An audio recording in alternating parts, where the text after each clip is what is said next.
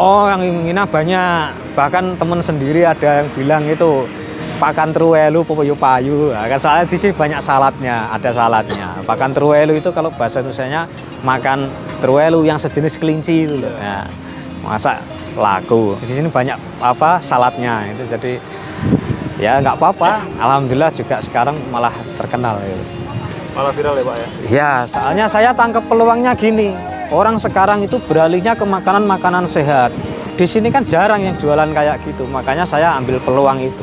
Alhamdulillah juga orang yang makan di tempat saya pun, pelanggan saya pun, orang-orang yang notabene yang memang menghindari nasi, low, karbo, lah kayak gitu, makanya larinya ke tempat saya. Mbak, Ya, ini antrian udah berapa ya Mbak ya? ini antriannya sudah sampai 80. Tapi udah mau selesai nih, Mas. Oh, mantap ya. 80 Iya, Mbak? iya ini. Mantap. Ini Tiap sampai hari, 85. ini rotinya memang harus dipanggang dulu Pak ya? Ya sesuai request. Kalau nggak mau dipanggang nggak apa-apa, yang pasti ini rotinya sudah ada menteganya. Oke, selamat pagi. Assalamualaikum warahmatullahi wabarakatuh. Nama saya Dwi Suprapto, saya asli Kota Madiun. Saya pencetus pertama ide sarapan ala bule, sekaligus owner lapak sarapan ala bule yang di Madiun. Ini lokasinya jualan di lapangan Gulun. Cari aja di pencarian, sudah ada titiknya juga pas, di Google Maps juga sudah pas. Nah, isinya ini ada bawang bombay, jamur tiram. Kalau mau pakai jamur kancing atau jamur apa bisa. Ini pakai daun bawang. Bumbunya cuma garam sama lada aja.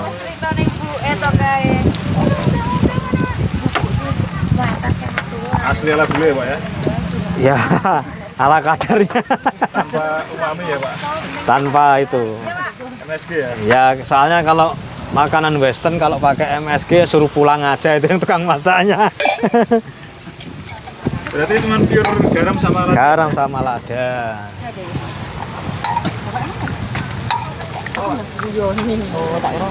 Kalau nggak gini untuk berapa porsi nih Pak? Ini langsung 4 porsi. Sekali bikin 4 porsi? 4 porsi. Misalnya kalau bikin satu porsi ya kelamaan nanti.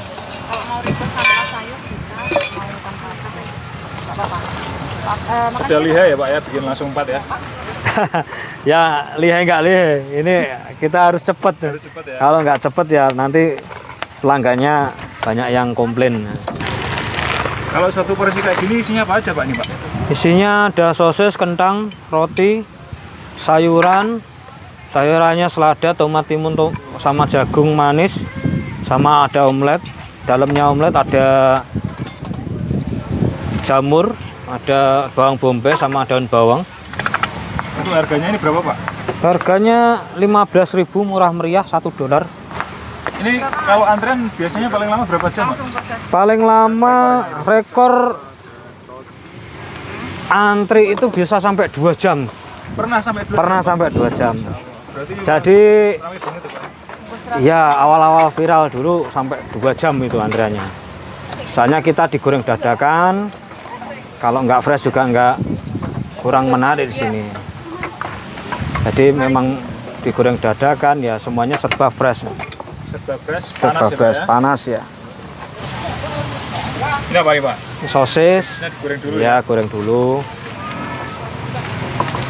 Kalau yang bener-bener minta yang healthy food itu bisa request. Jadi telurnya nggak digoreng, direbus. Ada poached egg, ada boiled egg itu ada.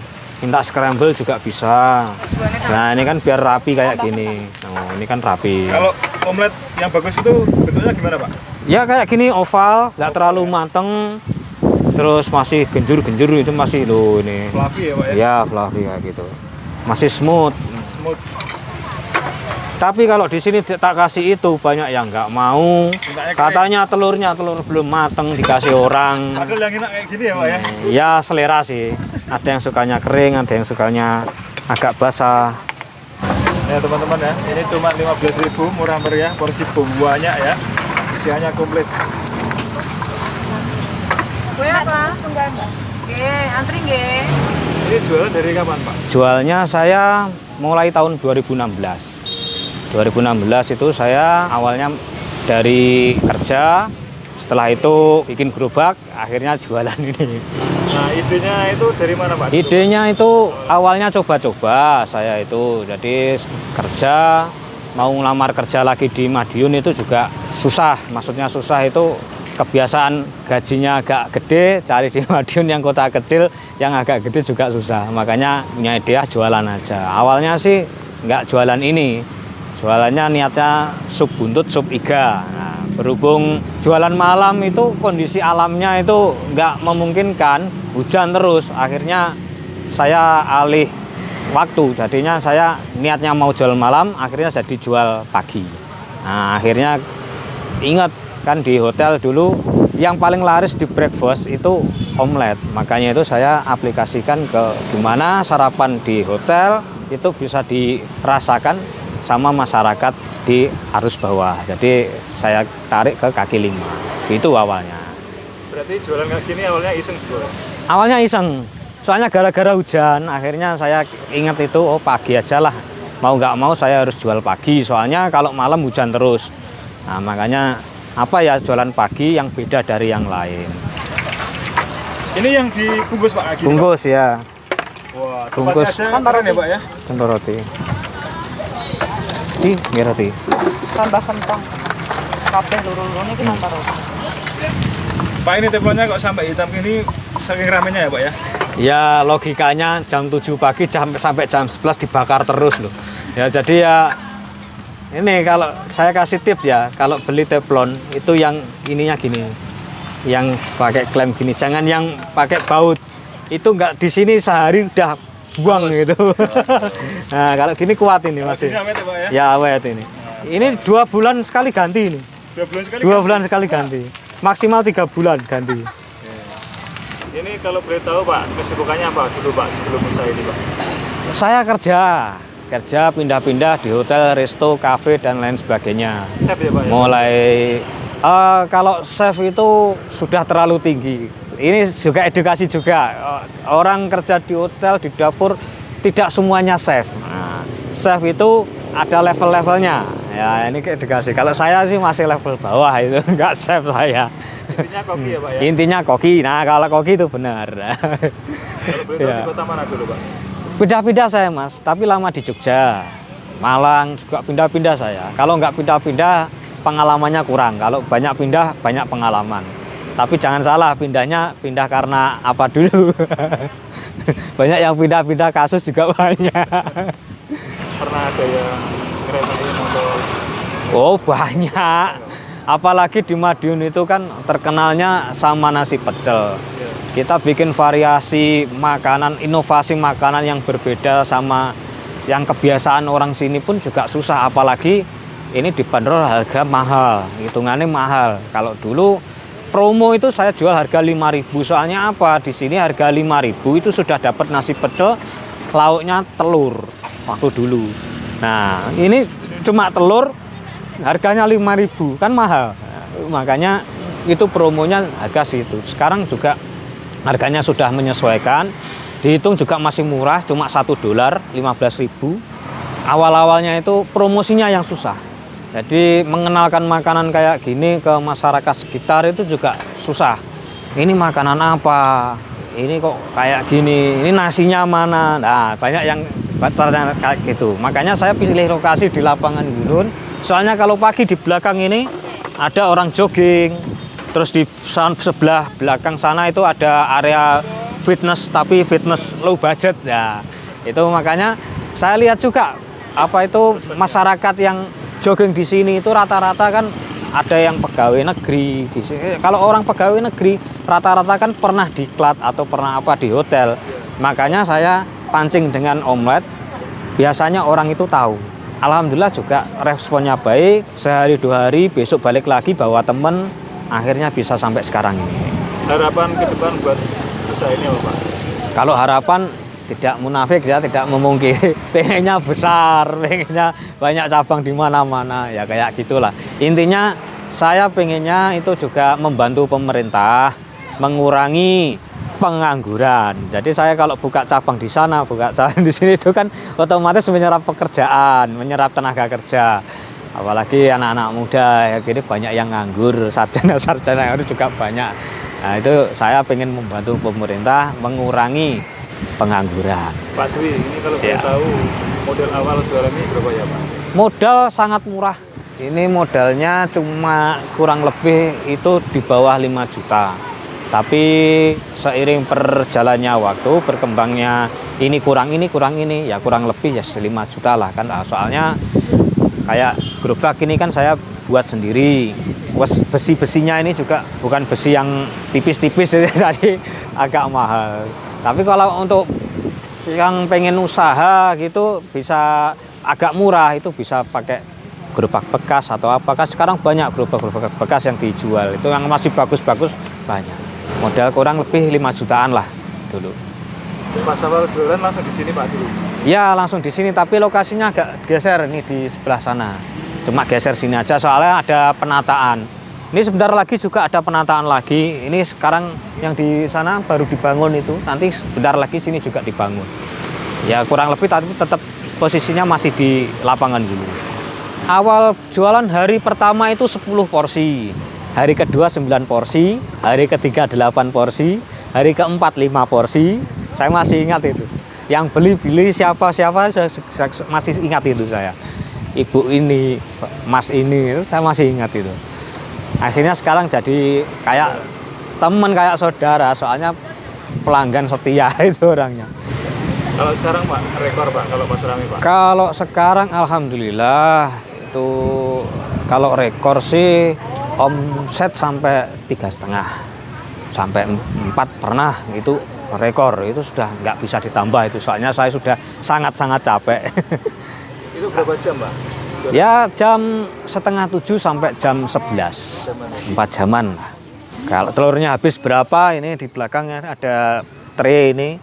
Kalau harian biasa itu, kalau low season kayak gini, kita siap cuma 8 tray. Kalau weekend itu sampai 13 sampai 14 tray. Kurang lebih ya 25 kiloan.